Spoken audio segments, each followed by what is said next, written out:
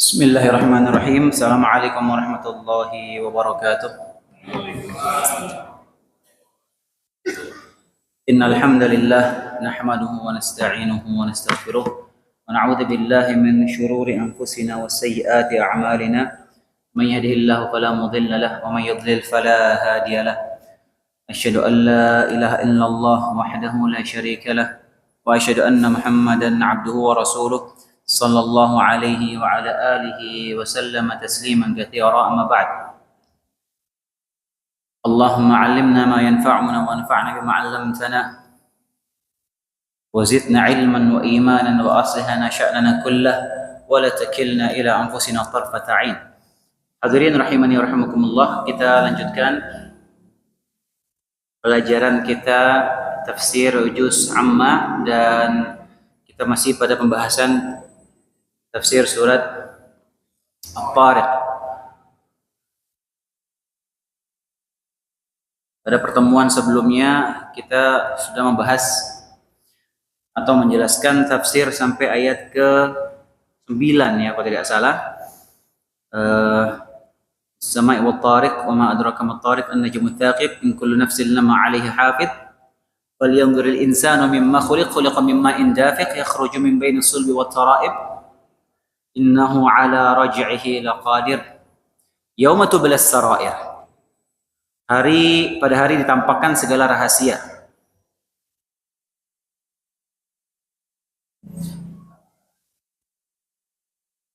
Innahu ala raj'ihi laqadir, sesungguhnya Allah benar-benar kuasa untuk mengembalikannya. Yauma tublas sarair, yaitu pada hari ditampakkan segala rahasia. Ya, semua rahasia, semua yang kita sembunyikan dalam dada kita, yang kita rahasiakan, itu akan Allah buka dan Allah tampakkan nanti pada hari kiamat. Dari ayat ini kita mengambil faedah bahwasanya kita di samping kita berusaha memperbagus amalan zahir kita, kita juga berusaha memperbagus amalan hati kita, membersihkan hati kita dari segala macam keburukan dan kotoran-kotoran dan dosa-dosa hati. Kemudian ayat ke-10-nya, fama lahu min quwwatin wala nasir. Maka manusia tidak lagi mempunyai sesuatu kekuatan dan tidak pula mereka memiliki penolong. Pada hari kiamat, ketika Allah SWT sudah memutuskan atau memvonis seseorang itu akan diadab oleh Allah SWT di neraka, maka tidak ada lagi yang bisa menolongnya. Gak ada yang punya kekuatan untuk menolak adab Allah tersebut, dan juga tidak ada orang lain yang bisa menolong dia dari adab Allah Subhanahu wa taala. Allah Subhanahu wa taala berfirman, "Fa idza nufikha fis sur fala ansaba bainahum yawma idzin wa la yatasaalun." Apabila sangkakala sudah ditiupkan, maka sudah tidak ada lagi pertalian persaudaraan di antara mereka pada hari itu, dan juga mereka tidak saling bertanya.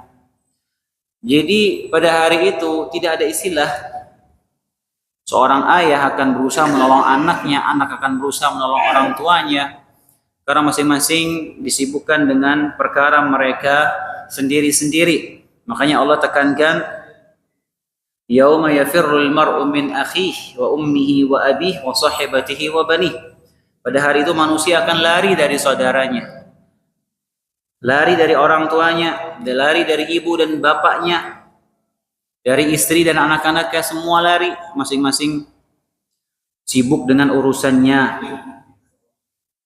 Ya, takut karena perkara hari itu sangat berat, sangat menakutkan. Jadi enggak ada yang bisa menolong ketika Allah SWT hendak menghukum dia. Maka sekali lagi, yang paling kita andalkan, yang insya Allah bisa menolong dan menyelamatkan kita di akhirat, di hari tersebut, adalah amal soleh kita sendiri. Kita nggak bisa mengandalkan orang lain. Kita nggak bisa menggantungkan keselamatan kita pada orang lain pada hari itu, nggak bisa. Yang satu-satunya yang kita harapkan, kita andalkan bisa menyelamatkan kita adalah amal soleh kita sendiri. Jadi jangan pernah bergantung kepada orang lain. Emang betul ada syafaat Nabi kita Muhammad SAW. Kata Nabi SAW, syafaati li ahli al-kabairi min ummati. Syafaatku, ada salah satu syafaat Nabi Muhammad SAW adalah untuk pelaku dosa besar dari umatku, kata beliau.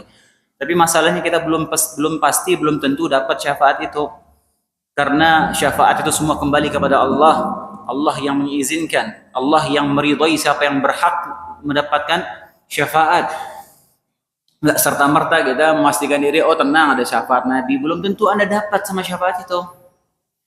Dan malaikat saja yang bisa memberikan syafaat itu belum tentu diizinkan memberikan syafaat kecuali Allah izinkan. Allah berfirman, wa kam min malakin fis samawat la tughni syafa'atuhum syai'a illa min ba'di an ya'dana Allahu liman yasha'u wa yarda. Betapa banyak malaikat di langit tidak bermanfaat syafaat mereka kecuali setelah Allah izinkan dia berikan syafaat dan Allah ridhai. Jadi syafaat itu kita belum tentu dapat, tapi amal soleh kita itu pasti insya Allah akan menyelamatkan kita di akhirat. Jadi Nabi SAW sangat menginginkan keselamatan untuk umatnya. Nabi selalu mendoakan keselamatan untuk umatnya bahkan jauh sebelum kita dilahirkan. Bahkan Nabi SAW ketika menyeberangi sirat, Nabi menunggu di ujung sirat umatnya, ya Allah, ya Rabb, salim, ya Allah, selamatkan umatku, selamatkan. Apakah semuanya selamat ketika menyeberangi sirat? Jawabannya tidak. Ada sebagian umat beliau yang terjungkal masuk neraka, wal'iyadu billah. Karenanya Nabi SAW sudah mengingatkan kepada putrinya sendiri, ya Fatimah bintu Muhammadin, salini ma syi'ti min mali, la ughni anki min Allahi syai'a. Wahai Fatimah, putrinya Muhammad SAW, mintalah harta kepadaku sesukamu. Minta harta silahkan, tapi aku tidak dapat menolongmu sedikit pun dari Allah Subhanahu wa Ta'ala.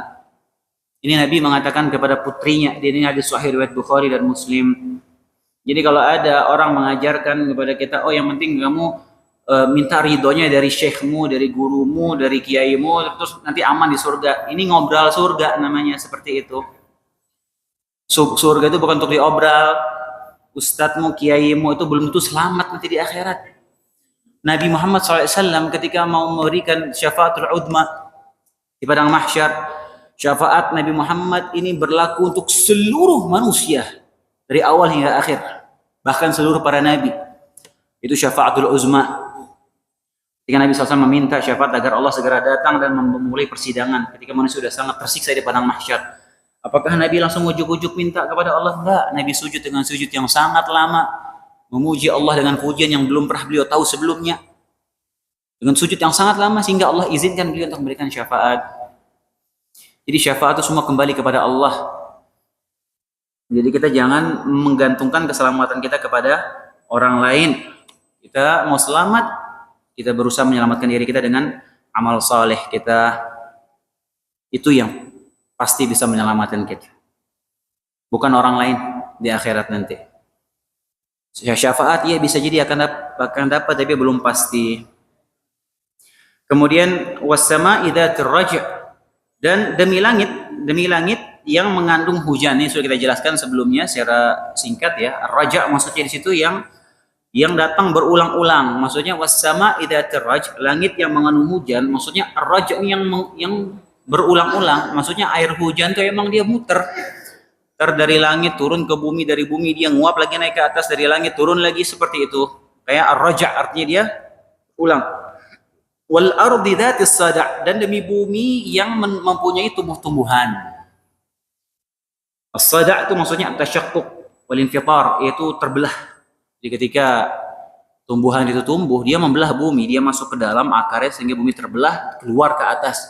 Jadi hujan, langit menurunkan hujan, hujan itu menumbuhkan tumbuhan. Allah bersumpah dengan dua hal ini untuk memberikan isyarat bahwasanya Allah akan membangkitkan manusia dengan mudahnya, seperti Allah dengan mudahnya mengeluarkan tumbuh-tumbuhan dari bumi, demikian juga Allah mudah mengeluarkan manusia dari dalam kuburnya. Karena Allah sering kasih kita diajak berpikir dalil-dalil dengan akal. Allah umpamakan, Allah turunkan hujan, tanah yang tandus kering gersang, tiba-tiba hijau, tumbuh-tumbuhan keluar. Wa kadzalika tukhrajun. Seperti itu nanti kalian dikeluarkan dari kuburan, kata Allah Subhanahu wa taala. Kemudian innahu laqaulul fasl. Innahu laqaulun fasl wa ma huwa bil hazl. Ini ayat ke-13 dan ke-14. Sungguh Al-Qur'an itu benar-benar firman Allah Subhanahu wa taala al-fasl. Faslun. Fasl itu artinya pemisah. Yang memisahkan antara yang hak dan yang batil. Wa ma huwa bil hazl. Dan Al-Qur'an itu bukanlah senda gurau. Al-Qur'an itu bukan senda gurau. Al-Qur'an itu benar-benar firman Allah yang memisahkan antara hak dan yang batil, dan bukan main-main. Enggak ada bercanda dalam Al-Qur'an, enggak ada senda gurau dalam Al-Qur'an. Semuanya isinya serius. Enggak ada bercanda dalam Al-Qur'an. Dan ini sekaligus bantahan kepada orang-orang musyrikin ketika itu yang mengatakan bahwasanya Al-Quran ini asatirul awwalin. Itu dongeng-dongeng orang-orang terdahulu. Dibacakan Al-Quran ini cuma dongeng-dongeng orang-orang terdahulu katanya. Wa bantah wa ma huwa bil hazl. Al-Quran itu bukan senda gurau.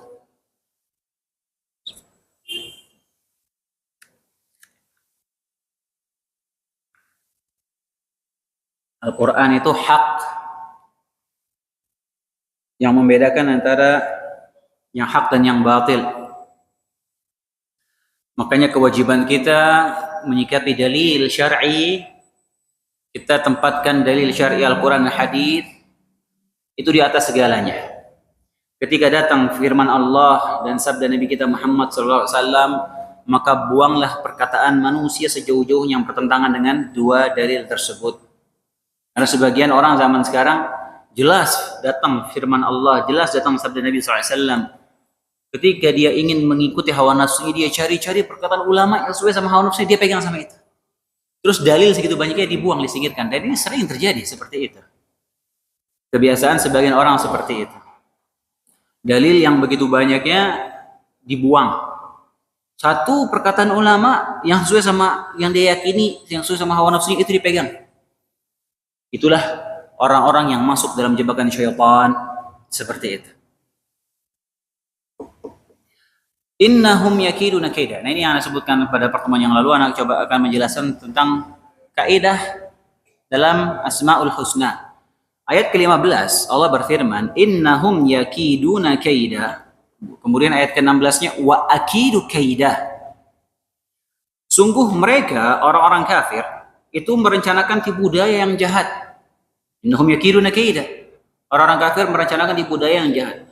Wa akidu kaida, kata Allah, dan aku pun membuat tipu daya yang jitu. Perhatikan ayat ini hadirin nazarullah wa yakum. Ini berkaitan sekaligus saya ingin menjelaskan tentang kaidah terkait nama-nama Allah SWT, Asmaul Husna. Ada beberapa kaidah terkait Asmaul Husna. Jadi kita dengar istilah Asmaul Husna. Nama-nama Allah yang terindah. Nama-nama Allah yang terbaik, Asmaul Husna. Asmaul Husna, kaidah yang pertama, Asmaul Husna itu yang namanya nama Allah yang terbaik itu tauqifi. Hanya datang dalam dalil yang sahih. Kita tidak boleh menyematkan nama apapun kepada Allah tanpa dalil. Tidak boleh. Nama-nama Allah Asmaul Husna itu bersumber dari mana? Dari dalil yang sahih. Jadi jangan kita sembarangan menyematkan nama atau sifat kepada Allah Subhanahu wa taala. Ada penceramah ya. Penceramah kondang lah di Indonesia ini. Oh, banyak pengikutnya, insyaallah. Followernya juta-jutaan. Dia bilang apa? Allah Maha Keren, dia bilang. Boleh nggak seperti itu? Nggak boleh, hadirin. Nggak boleh. Nama Allah itu tauqifi. Nggak boleh kita sembarangan mengucapkan kata-kata istilah seperti itu, kita sematkan kepada Rabbul Alamin. Nama Allah itu tauqifi. Harus datang dalam dalil yang sahih. Hanya dalam hadis disebutkan sammaita bihi nafsak atau anzaltahu fi kitabik atau 'allamtahu ahadan min khalqik. Itu nama-nama yang engkau namakan dirimu dengan nama-nama itu, atau nama-nama yang aku turunkan dalam kitab sucimu, atau nama-nama yang Allah beritahu, yang engkau beritahu kepada salah satu dari makhluk, maksudnya kepada rasul-rasulnya. Dan nama-nama Allah Subhanahu wa taala Al-Husna, Asmaul Husna tidak bisa dikiaskan. Ini sabar ya, karena jelaskan masalah wa aqidu kaida tadi. Nah, sekalian jelaskan yang lain. Nama-nama Allah itu tidak bisa dikiaskan. Walaupun ada secara zahir makna, secara lafal dalam bahasa Arab maknanya sama, tapi tidak boleh kita kiaskan itu kepada Allah Subhanahu wa taala. Contoh, Allah Subhanahu wa taala punya nama Al-Qawi. Al-Qawi itu artinya apa, dari? Al-Qawi itu artinya apa? Yang maha kuat. Yang maha kuat. Secara bahasa Al-Jalad. Al-Jalad itu juga artinya kuat. Tapi apakah boleh kita sematkan Al-Jalad walaupun maknanya sama-sama kuat kepada Allah Subhanahu wa taala? Jawabannya tidak boleh. Tidak boleh dikiaskan. Kenapa? Karena semua nama-nama Allah Subhanahu wa taala itu adalah pilihan dari makna terbaik dan kandungan sifat yang terbaik yang paling sempurna. Walaupun sama-sama maknanya kuat, tapi Al-Qawi itu dia lebih sempurna maknanya. Kalau Al-Jalad walaupun maknanya sama kuat, tapi kuatnya itu masih ada effort, masih ada usaha, masih ada berusaha menjadi kuat. Tapi kalau Al-Qawi itu sudah kuat dari sononya, yang maha kuat, nggak ada kekurangan dalam kekuatannya, yang paling tinggi sempurna dalam kekuatannya. Makanya Allah pilih nama Al-Qawi itu untuk dirinya, bukan kata yang lain walaupun maknanya sama kuat. Kemudian contoh lain Al-Alim. Nama Allah apa? Al-Alim, yang maha berilmu, yang maha mengetahui. Secara bahasa Al-Arif itu juga artinya sama, yang mengetahui. Tapi apakah boleh kita sematkan Al-Arif kepada Allah walaupun maknanya sama-sama mengetahui? Jawabannya tidak boleh. Nggak bisa dikiaskan. Kenapa? Karena Al-Arif itu maknanya dia mengetahui, tapi ada usaha dia untuk mengetahui. Artinya apa? Sebelumnya dia nggak tahu, jadi dia menjadi tahu. Tapi kalau Al-Alim itu sudah berilmu, sudah maha mengetahui dari sononya. Itulah makna yang paling sempurna. Demikian juga Al-Jawad, Allah Al-Jawad yang maha dermawan. Secara bahasa As-Sakhi itu juga maknanya dermawan. Tapi apakah boleh kita sematkan As-Sakhi kepada Allah? Jawabannya nggak boleh. Nggak boleh. Karena Al-Jawad itu lebih sempurna maknanya. Kemudian perhatikan, ini juga salah satu yang penting dalam kaidah kita, dalam bab asma wa sifat, Asmaul Husna ini. Tidak semua nama-nama Allah Subhanahu wa taala Asmaul Husna itu semua mengandung sifat di belakangnya. Tapi tidak semua perbuatan atau sifat Allah Subhanahu wa taala bisa kita tarik nama dari sifat atau perbuatan tersebut. Ana ulangi sekali lagi. Semua nama dalam Asmaul Husna, nama-nama Allah itu mengandung sifat di belakangnya. Bukan cuma sekedar nama yang nggak ada sifat, bukan cuma sekedar nama untuk pengenalan, tapi ada sifat di balik itu. Sebaliknya, tidak semua sifat atau perbuatan Allah Subhanahu wa taala bisa kita tarik menjadi nama untuk Allah Subhanahu wa taala. Nggak bisa. Karena bab nama ini lebih khusus dibandingkan bab sifat. Contoh, Allah berfirman, yuridullahu bikumul yusra wa la yuridu bikumul usra. Allah menginginkan untuk kalian kemudahan dan tidak menginginkan untuk kalian kesulitan. Allah menginginkan. Yurid. Apakah boleh kita tarik nama untuk Allah? Allah Al-Murid, yang menginginkan. Boleh nggak? Jawabannya nggak boleh. Jadi tidak semua perbuatan Allah bisa kita tarik nama untuk Allah Subhanahu wa taala. Kemudian Allah berfirman, fa'alul lima yurid. Allah maha melakukan apa saja yang Allah kehendaki. Fa'al. Apakah boleh kita ambil dari sifat tersebut nama untuk Allah Al-Fa'il, yang maha berbuat? Boleh atau tidak? Jawabannya tidak boleh. Tidak boleh. Ini banyak ya dalam Al-Quran sifat-sifat Allah sebutkan, tapi tidak kita nggak boleh kita tarik nama dari untuk perbuatan atau sifat tersebut. Nah, kemudian ada sifat-sifat atau perbuatan Allah Subhanahu wa taala yang datang secara terikat, bukan dia datang secara mutlak. Contohnya seperti ayat yang kita bahas ini. Innahum yakiduna kaida. Orang kafir berbuat tipu daya yang jahat. Wa akidu kaida. Dan aku juga membuat tipu daya, kata Allah SWT. Boleh nggak kita sematkan nama maha membuat tipu daya kepada Allah? Nggak boleh. Karena dari maknanya, konotasinya sih sudah negatif itu. Dan kenapa Allah sebutkan istilah itu sebagai bentuk balasan atau respon bagi orang-orang yang berbuat tipu daya. Dan ayat-ayat yang semisal dengan ini ada beberapa dalam Al-Quran. Di antaranya firman Allah Subhanahu wa taala, "Wa makaru wa makarallah wallahu khairul makirin." Mereka berbuat makar. Allah balas perbuatan makar mereka dan Allah sebaik-baiknya pembuat makar. Apakah boleh kita sematkan nama untuk Allah Al-Makir? Maha pembuat makar. Boleh atau tidak? Tidak boleh, hadirin. Makna itu sudah negatif itu. Kenapa Allah sebutkan itu sebagai balasan bagi orang-orang yang berbuat makar?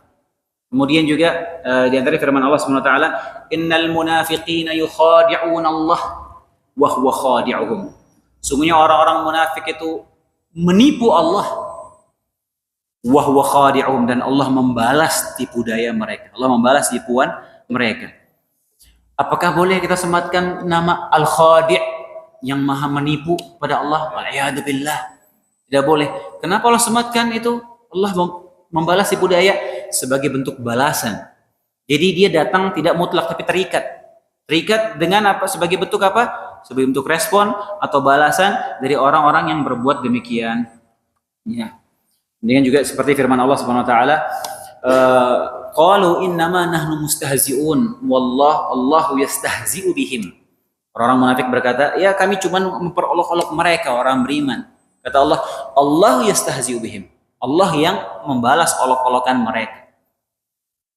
Itu konotasinya negatif, tapi Allah sebutkan sebagai bentuk balasan. Jadi dia sifat-sifat ini dia terikat, hadirin.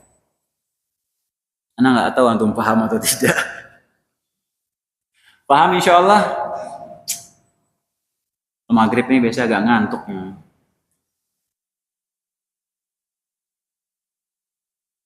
Baik. Kemudian yang terakhir, kaidah terakhir terkait Asmaul Husna. Nggak ada yang nyatet nih, minggu depan katanya udah lupa semua pasti. Kaidah terakhir dari Asmaul Husna, nama-nama Allah itu tidak terbatas. Tidak terbatas. Nama-nama Allah tidak terbatas. Baik. Lalu bagaimana dengan hadits Nabi SAW? Kata Nabi SAW, "Inna lillahi tis'atun wa tis'ina isman, faman ahsaha dakhala jannah." Sungguhnya Allah memiliki 99 nama. Siapa yang menghafalnya, mengamalkannya, menjalankan konsekuensinya, maka dia akan masuk surga. Apakah nama Allah itu sebatas 99? Jawabannya tidak, hadirin. Nama Allah tidak terbatas. Tapi 99 inilah yang spesial, yang memiliki kandungan dan makna spesial. Dan ulama yang menentukan 99 ini saja ada berbeda pendapat, ada khilaf di kalangan para ulama. Khilaf. Ada yang menyebutkan nama Allah itu 100 lebih dalam Al-Quran. Yang 99 aja berbeda pendapat. Ini menunjukkan bahwasanya nama-nama Allah itu tidak terbatas. Dalilnya apa? Dalilnya di antaranya firman Allah, dalil di antaranya hadis Nabi SAW. Hadis dalam Sahih Bukhari tentang orang yang kalau dilanda kesedihan disuruh baca doa itu. Nabi SAW mengajarkan as'alukallah, hadisnya panjang ya, ambil potongannya aja. As'alukallahumma bikulli ismin huwalak. Aku memohon kepadamu ya Allah dengan seluruh nama yang kau miliki. Sammaita bihi nafsak, yang kau berikan nama itu untuk dirimu sendiri. Au anzaltahu fi kitabik, atau nama-nama yang kau turunkan dalam kitab sucimu. Au 'allamtahu ahadan min khalqik, atau nama-nama yang engkau ajarkan kepada rasulmu. Au ista'tharta bihi fi 'ilmil ghaibi 'indak, atau nama-nama yang engkau sembunyikan dalam ilmu ghaibmu. Artinya apa? Ada nama-nama yang Allah tidak kasih tahukan kepada makhluknya. Kemudian tadi kita sebutkan ketika Nabi SAW sujud di padang mahsyar, di antara dalilnya ketika minta syafaatul uzma, Nabi sujud di padang mahsyar dengan sujud yang sangat lama, dan Nabi memuji Allah SWT dengan pujian-pujian yang Nabi SAW tidak tahu sebelumnya. Allah ilhamkan kepada Nabi SAW pujian-pujian dengan nama-nama dan sifat-sifat Allah yang Nabi tidak tahu sebelumnya ketika hidup di dunia. Kata Nabi SAW, "Wa yuftahu alayya min mahamidihi la uhsinuhu al-an." Dan dibukakan kepadaku nanti ketika aku sujud di padang mahsyar, dibukakan kepadaku pujian-pujian untuk Allah yang aku tidak tahu sekarang pujian itu. Dibukakan untuk Nabi SAW nanti. Kemudian juga diantara dalilnya doa witir, diantara doa yang Nabi SAW baca ketika witir, Allahumma inni a'udzu Allahumma inni a'udzu biridhaka min sakhatik wa bimu'afatika min 'uqubatik. Ya Allah, aku berlindung kepadamu dengan ridhamu dari amarahmu, dan aku berlindung kepadamu dari hukumanmu dengan sifat pemaafmu. Wa bika mink la uhsi thana'an 'alaik anta kama athnita 'ala nafsik. Aku tidak bisa memujimu ya Allah sebagaimana engkau memuji dirimu sendiri. Ada pujian-pujian yang manusia tidak tahu. Ada pujian-pujian untuk Allah dengan nama-nama dan sifatnya yang manusia tidak tahu. Dan dalil-dalil yang lainnya. Ini menunjukkan apa? Bahwasanya nama-nama Allah itu tidak terbatas. Jadi jangan kira nama Allah cuma 99 hadirin. Nama Allah itu tidak terbatas, lebih dari itu. Dan manusia tidak tahu. Ada nama-nama yang Allah simpan untuk dirinya, yang bahkan Nabi saja tidak tahu nanti Allah bukan untuk Nabi SAW di akhirat kelak. Itu beberapa kaidah ringkas saja. Sebenarnya pembahasan ini panjang. Pembahasannya panjang, coba ringkaskan saja. Jadi ketika Allah menyematkan istilah kayak gitu tadi, wa aqidu kaida wa makaru makallah wa makarallah wallahu khairul makirin, innal munafiqina yukhadi'un Allah wa huwa khadi'uhum, Allahu yastahzi'u bihim. Itu semua kalimat-kalimat yang konotasinya negatif, hadirin. Berolok-olok, menipu, nipu daya, membuat makar. Tapi Allah sematkan sifat tersebut sebagai bentuk balasan bagi orang-orang yang melakukannya. Karenanya datang ayat-ayat seperti itu dia terikat. Tidak datang secara mutlak. Wa aqidu kaida famahhilil kafirin amhilhum ruwaida. Ini ayat terakhir. Karena itu berilah penangguhan kepada orang-orang kafir. Berilah mereka kesempatan untuk sementara waktu. Dia orang-orang kafir yang tidak beriman, yang membuat kerusakan di dunia, akan datang azab bagi mereka. Di dunia ini hanya diulur untuk mereka. Bagaimanapun semuanya akan kembali kepada Allah, masuk ke negeri akhiratnya, dan kehidupan dunia ini bagi mereka hanya tangguhan saja sementara. Sebelum datang azab di neraka. Wa'iyadzubillah. Itu dia sekilas tafsir ringkas tentang tafsir surat At-Tariq. Sekarang hadirin azanallahu wa iyyakum, mana sedikit menambahkan mumpung masih ada waktu. Ana mencoba menambahkan dari yang sempat Ana singgung kemarin. Ya, Ana sempat lupa kemarin menyebutkan. Ana beberapa kali berulang-ulang menyebutkan bahwasanya kita ketika menjalankan agama Islam ini jangan keluar dari jalur, jangan keluar dari dalil, dan jangan keluar dari tuntunan para sahabat dan para salafus saleh kita. Ketika kita keluar dari cara beragamanya Nabi dan para sahabatnya, maka sejatinya kita sedang diseret oleh syaitan. Anda sudah jelaskan beberapa dalilnya.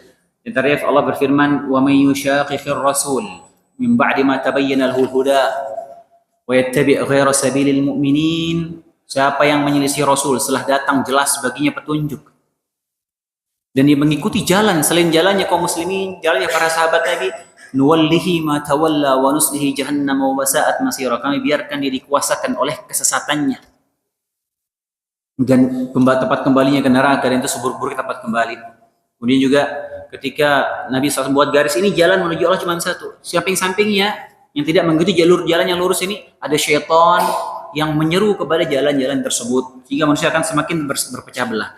Anda berikan beberapa contoh kemarin ya, beberapa contoh bagaimana ketika kita keluar dari jalur itu akan semakin terus berkembang semakin jauh dari cara beragamanya Nabi dan para sahabatnya. Dan ini terjadi depan mata kita, fakta. Anda berikan contoh bagaimana sekarang orang banyak yang berselawat, ya, tapi selawatnya sambil dangdutan, sambil nyanyi-nyanyi, sambil nari-nari, campur baur antara laki dan perempuan, dan halal semisalnya. Wa'iyadzubillah. Selawatnya ibadah, tapi ketika di ibadah itu dia buat-buat dengan cara sendiri, style masing-masing, maka sejatinya dia masuk dalam jebakan syaitan, dan akan terus semakin jauh. Ya, dan banyak contoh-contoh lainnya. Sekarang Anda mau membahas satu contoh lain terkait dengan masalah pengagungan terhadap kuburan. Ana tidak bacakan sama sekali pendapat dari ana bacakan dalil dan perkataan ulama. Antum dengar dulu dalilnya ya. Ya, kita buka wawasan, kita sama-sama berpikir. Supaya jangan kita menjudge orang itu dengan hawa nafsu kita. Kebenaran itu ada di dalil. Nabi SAW bersabda, Ali bin Abi Thalib, ini hadis riwayat Ali bin Abi Thalib, an Abil Hayyaj Al-Asadi. Abil Hayyaj Al-Asadi ini sahabat Ali bin Abi Thalib, seorang tabi'in. Qala li Ali bin Abi Thalib. Ali bin Abi Thalib berkata kepadaku, "Ala ab'athuka ala ma ba'athani alaihi Rasulullah SAW?" Wahai Abil Hayyaj, maukah engkau aku utus untuk melaksanakan satu misi sebagaimana aku dulu diutus oleh Rasulullah SAW menjalankan misi itu? Kata Ali bin Abi Thalib, "Alla tad'a timthalan illa tamastahu wa la qabran musyrifan illa sawaitahu." Apa tugasnya dari Ali bin Abi Thalib yang dulu Rasulullah pernah memerintahkan Ali bin Thalib menjalankan tugas itu? Kata Ali bin Abi Thalib apa? Jangan engkau biarkan ada patung kecuali engkau hancurkan patung tersebut, dan jangan engkau meninggalkan ada kuburan yang tinggi, kuburan yang ditinggikan kecuali engkau ratakan kuburan tersebut. Ini hadis sahih diriwayatkan oleh Muslim nomor 969. Berikutnya masih juga riwayat Imam Muslim. Kata Nabi hadis dari Thumamah bin Sufyan berkata, "Kunna ma'a Fadalah bin Ubaid bi ardir Rum bi Rudis." Kami dulu pernah bersama Fadalah bin Ubaid di negeri Romawi, di daerah Rudis namanya. Fatufiya sahibun lana, maka salah satu dari sahabat kami dia meninggal dunia. Ini sahabat Nabi SAW meninggal dunia. Fa amara Fadalah bin Ubaid bi qabrihi fasuwiya, dan Fadalah bin Ubaid untuk memerintahkan untuk dikuburkan dan diratakan kuburannya. Kemudian dia berkata, "Sami'tu Rasulullah SAW ya'muru bitaswiyatiha." Aku mendengar Rasulullah SAW memerintahkan apa? Untuk meratakan kuburan itu. Ini hadis sahih riwayat Muslim nomor 968. Kemudian masih dalam riwayat Muslim hadis Jabir bin Abdullah. Jabir bin Abdullah berkata, "Naha Rasulullah SAW an yujassasal qabru wa an yuq'ada alaihi wa an yubna alaihi." Nabi SAW melarang kita untuk menyemen kuburan, dan melarang kita untuk duduk di atas kuburan, dan melarang kita untuk membangun di atas kuburan. Ini hadis sahih riwayat Muslim nomor 970. Kemudian Rasulullah SAW ya, juga bersabda dalam hadis riwayat Tirmidzi, Abu Dawud dan yang lainnya dari Jabir bin Abdullah, "Nahan Nabi SAW an yujassasal qabru wa an yuktaba 'alaiha wa an yubna 'alaiha." Nabi SAW melarang kuburan itu untuk disemen, dan melarang untuk ditulis di atas kuburan dan dibangun di atas kuburan. Ini hadis sahih riwayat Tirmidzi dan yang lainnya di Tirmidzi nomor hadis 1052. Kemudian juga dalam riwayat Abu Dawud, "Naha an yujassasal qabru wa an yuktaba 'alaihi wa an yuzadu 'alaihi wa an yuzada 'alaihi." Rasulullah melarang kuburan disemen atau ditulis padanya atau tanahnya ditambah. Dilarang oleh Nabi SAW. Dalam riwayat Abu Dawud, riwayat Abu Dawud nomor 328. Sekarang coba kita pikirkan, hadirin azanillahu wa iyyakum, apa yang dilakukan oleh sebagian kaum muslimin pada kuburan? Seakan-akan Nabi SAW tidak pernah memerintahkan ini. Semua perintah Nabi terkait kuburan semua dilarang oleh sebagian kaum muslimin zaman sekarang. Semuanya dilanggar. Dalam riwayat lain disebutkan kuburan itu nggak boleh diterangi, nggak usah diterangi, nggak usah di pencahayaan. Antum lihat zaman sekarang kuburan, ya subhanallah, udah kayak kamar pengantin ada nih. Luar biasa. Ketika kaum muslimin meninggalkan ini tuntunan Nabi SAW ini, lihat apa yang terjadi di kuburan kaum muslimin hadirin. Ngesot-ngesot, ngusap-ngusap nisan, cium-cium nisan, usap-usap badannya, merangkak. Ada yang sujud, ada yang tawaf di kuburan. Silahkan cari satu riwayat pun ada sahabat Nabi yang melakukan di kuburan. Lihat. Ini fakta depan mata kita. Ana tidak baca, ini ada bacaan dalil. Ana bacakan ucapan Imam An-Nawawi. Ya, kan kita kan ngaku bermadzhab Syafi'i ini. Imam Nawawi berkata dalam Majmu' Syarah Muhadzab. Majmu' Syarah Muhadzab kitab Imam Nawawi besar. Ingat, Imam Nawawi ini adalah muhaqqiqul madhab. Orang yang paling faham tentang madhab Syafi'i. Dia faham seluk-beluknya, perbedaan pendapatnya, mana yang mu'tamad, mana yang pendapat yang syadz. Imam Nawawi ini ahlinya dalam madhab Syafi'i. Dan yang paling patokan kitabnya itu Majmu' Syarah Muhadzab dalam madhab Syafi'i. Dia bilang apa? Imam Nawawi, "Wattafaqat nusus Syafi'i wal ashab ala karahati bina'il masjid ala al-qabr, sawa'un kana al-mayyit mashhuran bis salati aw ghairihi, li'umum al-hadith." telah sepakat nas-nas Imam Syafi'i dan pembesar-pembesar dalam mazhab Syafi'i dibencinya membangun di atas kuburan, walau sama saja si mayit itu adalah orang yang soleh, terkenal dengan kesolehnya ataupun tidak, karena keumuman hadis Nabi SAW. Wa qala Syafi'i, dan Imam Syafi'i berkata, wal ashabu, dan sahabat-sahabat Imam Syafi'i berkata, wa tukrahu salatu ila al-qubur, dibenci salat ke arah kuburan, sawaun kana al-mayyitu salihan aw ghairuhu, walaupun si mayit ini orang soleh ataupun tidak. Waqala al-Hafidz Abu Musa, qala Imam Abu Hasan Az-Za'farani rahimahullah taala, kemudian Nawawi menukil ucapan Al-Hafidz Abu Musa dan ucapan Abu Hasan Az-Za'farani rahimahullah taala, wala yusalli ila qabrin wala indahu tabarrukan, dan dilarang salat di kuburan atau ke arah kuburan atau di sisi kuburan dan bertabarruk di kuburan, wa i'dhaman lahu lil ahadithi wallahu a'lam, dan mengagungkan kuburan tidak boleh berdasarkan hadis-hadis yang sahih.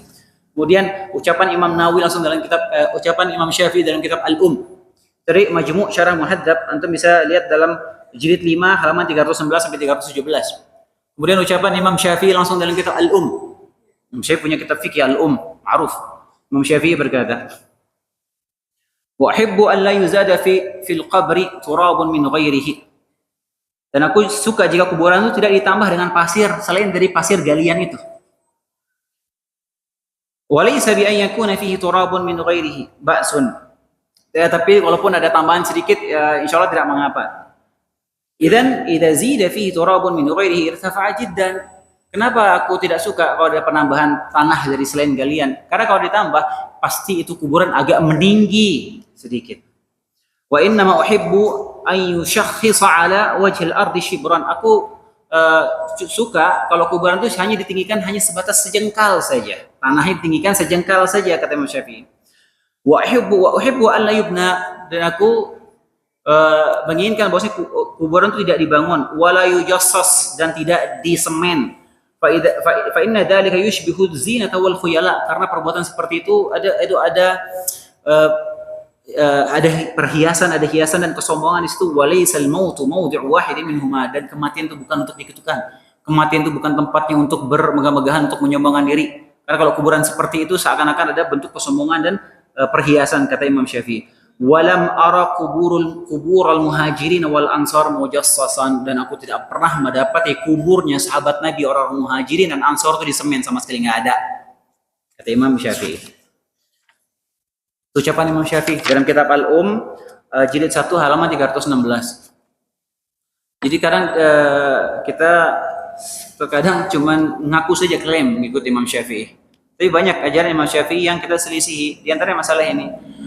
Coba antum bayangkan, hadirin azallahu wa iyyakum, zaman sekarang ada orang sujud di kuburan. Bukan berdoa sudah bukan perkara yang aneh lagi. Lihat orang-orang doa, jelas dia minta kepada mayit, dia panggil namanya. Itu di hajatina, penuhilah hajatku wahai si fulan, wahai kiai ini, wahai imam ini, wahai habib ini, penuhi hajat kami. Isfa' lana, berikan syafaat kepada kami. Bahkan dari jauh, dia bukan di kuburan.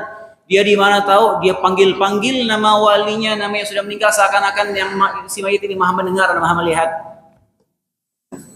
Dan ini nyata terjadi, hadirin. Silakan cari satu saja riwayat sahabat Nabi pernah melakukan seperti itu. Zaman sekarang yang orang lakukan di kuburan pernah dilakukan kepada kuburan Nabi dan para sahabatnya. Pernah. Aisyah radhiyallahu taala anha itu tidur sebelah kuburan Nabi. Nabi dikuburkan di rumah Aisyah. Jadi kuburan Nabi, Abu Bakar, ayahnya, Umar, dan pakai tirai, Aisyah tidur di sebelahnya sampai dia wafat, tinggal di rumah itu.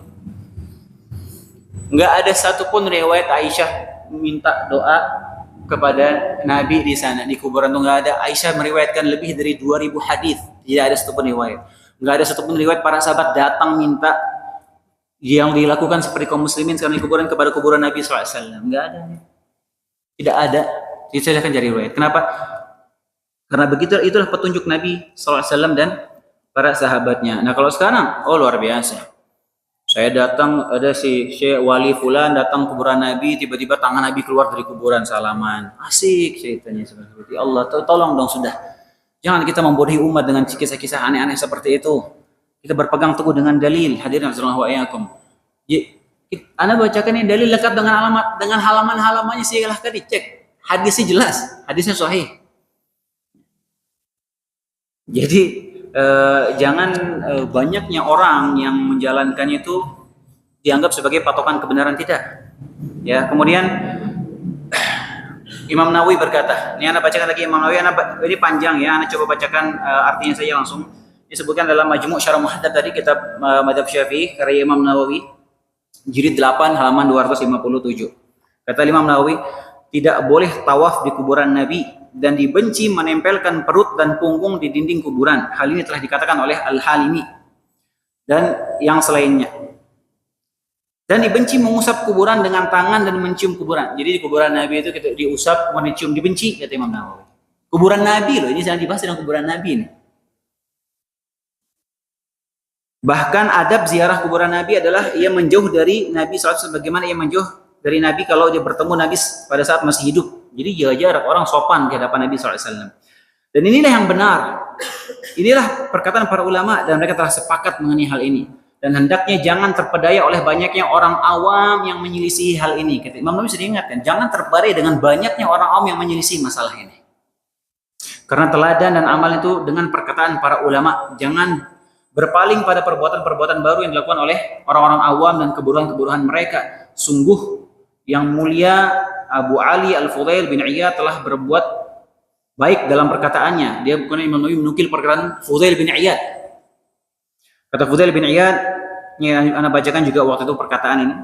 Ittabi' turuqal huda wa la yadurruka qillatus salikin. Kalian konsisten di jalan kebenaran. Jangan kita terpedaya, enggak masalah buatmu walaupun sedikit pengikutnya. Yang penting kalian berpegang di atas dalil. Wa iyyaka wa turuqud dhalalah. Jauhilah jalan-jalan kesesatan. Wala taqtar bi kathratil halikin, dan jangan kalian terpedaya dengan banyaknya orang binasa karena mengikuti jalan tersebut. Subhanallah. Dan perkataan pembahasan dalam masalah ini ada banyak dari. Ini baru Anda berikan satu contoh terkait masalah pengakuan dalam kuburan. Kita mau mengukur kebenarannya, lihat dalil. Ini dalil. Kemudian juga masalah lain juga, masalah bertabarruk atau mengalap berkah dari zat seseorang. Zaman sekarang ya, subhanallah, anak nggak tahu itu siapa, kiai siapa, gus-gusan, macam-macam, berebutan orang-orang bawa botol, minta ditiup botolnya, minta dicelupin jarinya, ini orang-orang ini ke situ nyalap berkah. Ini orang siapa nggak tahu ya, gus-gusan, rebutan ibu-ibu, kesian perempuan rebutan bawa botol, minta ditiupin botolnya. Ya la haula wala quwwata illa billah. Antum tidak akan mendapati itu, para sahabat melakukan itu selain kepada Nabi sallallahu alaihi wasallam, karena yang berkah zatnya cuma Nabi kita Muhammad sallallahu alaihi wasallam. Makanya kita tidak dapati para tabi'in melakukan itu pada Abu Bakar As-Siddiq, abadan, antum tidak akan dapati hal tersebut. Dia bilang, kita kiaskan kepada Nabi berkah zatnya, demikian juga kita kiaskan kepada orang soleh. Kok begitu pedenya kita mengkiaskan diri kita kepada Nabi kita Muhammad sallallahu alaihi wasallam? Begitu pedenya kita mengkiaskan diri kita, kesolehan kita kepada Nabi kita Muhammad SAW, kok bisa gitu? Nabi Muhammad SAW makhluk terbaik, manusia terbaik, makhluk terbaik, orang yang paling tinggi surganya. Surga itu nggak dibuka kecuali Nabi SAW yang mengetuknya. Nabi SAW punya syafaatul udma, syafaat untuk seluruh manusia dalam semesta ini. Syafaat Nabi Muhammad SAW. Nabi SAW tempatnya tertinggi di surga. Terus dikiaskan kepada antum. Nabi SAW yang seperti itu kedudukannya dikiaskan kepada manusia biasa seperti kita. Kok percaya diri sekali kita, subhanallah. Makanya tidak akan mendapati para tabi'in melakukan bertabaruk dengan zat para sahabat Nabi. Abu Bakar makhluk terbaik setelah para nabi. Nabi semua dikumpulkan, manusia terbaik para nabi. Setelah para nabi, siapa manusia terbaik? Abu Bakar As-Siddiq. Kemudian Umar bin Khattab. Kata Nabi SAW, kalau ada nabi setelahku, Umar nabinya. Ada untuk mendapat riwayat tabi'in minta Umar tiupin minumannya? Abadan, nggak ada. Nah, kalau kita buka pintu ini akan seperti ini. Keadaan kaum muslimin kita lihat apa yang terjadi, aneh-aneh. Bukan cuma minta ditiupin, bekas langkah kakinya dicium-ciumin, bekas duduknya nih. Dia bangun, rebutan orang nyium bekas duduknya. Na'udzubillah. Ya, kesian kaum muslimin dengan doktrin-doktrin seperti itu. Ya, makanya ketika kita keluar dari jalur, terus kita akan diseret oleh syaitan, yakin itu. Ya, makanya jangan kira syaitan itu mengajak kita maksiat saja, enggak. Syaitan itu pengalamannya ribuan tahun. Dia tahu bagaimana cara menyesatkan manusia. Kalau ini orang, oh ini gampang ngajak maksiat, tinggal bisikin maksiat ya. Kalau orang saleh, orang yang semangat ibadah, orang yang kuat semangatnya untuk beribadah, diajak maksiat, nggak mempan. Dia disesatinya bagaimana? Dibuat menyimpang dengan cara-cara seperti itu. Dijadikan berlebih-lebihan, dijadikan berlebihan sampai terjatuh dalam kesyirikan dan seterusnya. Jadi jangan kira jebakan syaitan itu cuma diajak maksiat, enggak. Terkadang kita masuk dalam jebakan syaitan dengan cara-cara seperti itu, ya. Allah taala alam, demikian yang kita kaji. Insyaallah kita lanjutkan pada pertemuan berikutnya. Kurang lebihnya saya mohon maaf. Jika ada yang kurang berkenan, mohon jangan diambil hati. Ana hanya membacakan dalil dan perkataan para ulama, bukan perkataan ana. Bukan perkataan ana ya. Jadi tolong jika kurang berkenan mohon dimaafkan. Subhanakallahumma bihamdik asyhadu an la ilaha illa anta astaghfiruka wa atubu ilaik. Assalamualaikum warahmatullahi wabarakatuh.